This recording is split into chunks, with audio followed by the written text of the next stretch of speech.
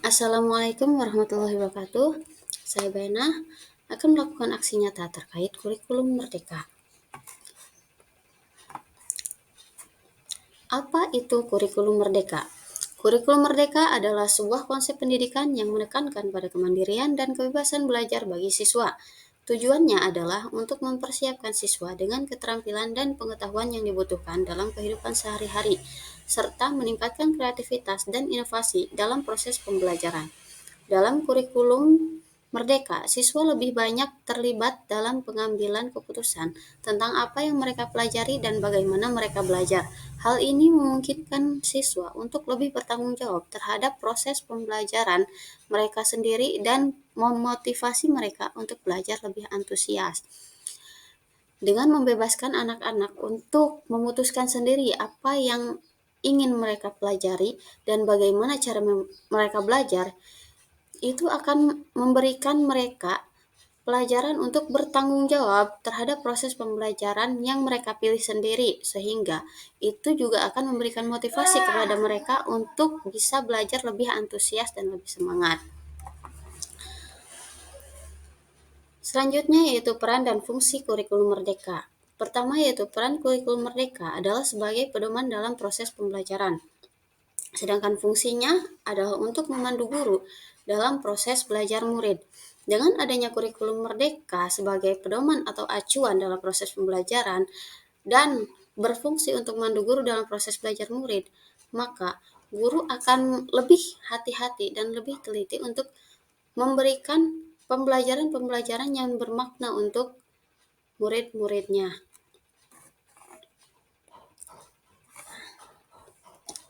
Untuk pengoptimalisasian peran dan fungsi kurikulum merdeka, kita dapat melakukan 3 hal sebagai berikut. Yang pertama yaitu mewariskan nilai dan budaya masyarakat yang sesuai dengan masa kini, yaitu dengan memberikan pemahaman tentang nilai-nilai baik dan budaya-budaya positif dalam masyarakat yang sesuai dengan masa-masa anak-anak tersebut, dengan masa-masa sekarang. Seperti misalkan memberikan nilai tentang sopan santun dan kejujuran, serta budaya gotong royong yang masih sesuai dengan masa kini. Kedua yaitu mengembangkan sesuatu yang dibutuhkan untuk saat ini dan masa depan. Mengembangkan sesuatu yang dibutuhkan untuk saat ini dan masa depan. Yang dimaksud dengan hal tersebut adalah mengembangkan pengetahuan kita dan segala hal yang ada di masa kini untuk bisa lebih berguna dan berfungsi untuk anak-anak di masa mendatang. Seperti dalam hal ini, kita dapat melakukan pengembangan tentang pengetahuan kita terhadap IT atau teknologi. Karena banyak sekali anak-anak yang mengakses informasi melalui internet tanpa dipantau oleh orang tuanya. Itulah yang perlu kita kembangkan agar anak-anak di masa mendatang bisa tahu mana yang boleh mereka akses dan mana yang tidak, mana yang lebih mereka butuhkan dan mana yang tidak. Kemudian menilai dan memilih sesuatu yang relevan sebagai kontrol sosial. Seperti penjelasan saya yang awal, menilai dan memilih segala sesuatu yang baik dan relevan atau sesuai ataupun kontekstual sebagai kontrol sosial mereka dalam bermasyarakat.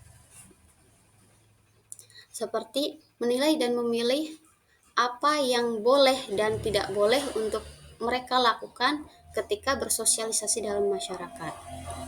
Selanjutnya yaitu karakteristik dalam kurikulum merdeka. Pertama, pembelajarannya berbasis proyek untuk pengembangan soft skills atau keterampilan dasar dan karakter siswa. Dengan pembelajaran yang berbasis proyek atau praktikum yang menghasilkan hasil karya, sebuah karya dari anak tersebut, maka anak tersebut dapat mengembangkan keterampilan dan kreativitasnya serta menunjukkan dan mengembangkan karakter yang dimiliki olehnya. Tentunya karakter-karakter yang positif. Yang kedua yaitu fokus pada materi esensial. Fokus pada materi esensial di sini adalah fokus pada materi yang sedang dipelajari, hanya pada batas materi yang sedang dipelajari, berfokus pada oh, berfokus pada materi yang sedang dipelajari secara mendalam agar anak-anak dapat paham sepenuhnya tentang apa yang mereka pelajari di materi tersebut, namun tanpa menampilkan dengan terus mengembangkan capaian-capaian yang harus dicapai dalam pembelajaran tersebut. Salah satunya adalah literasi dan juga numerasi.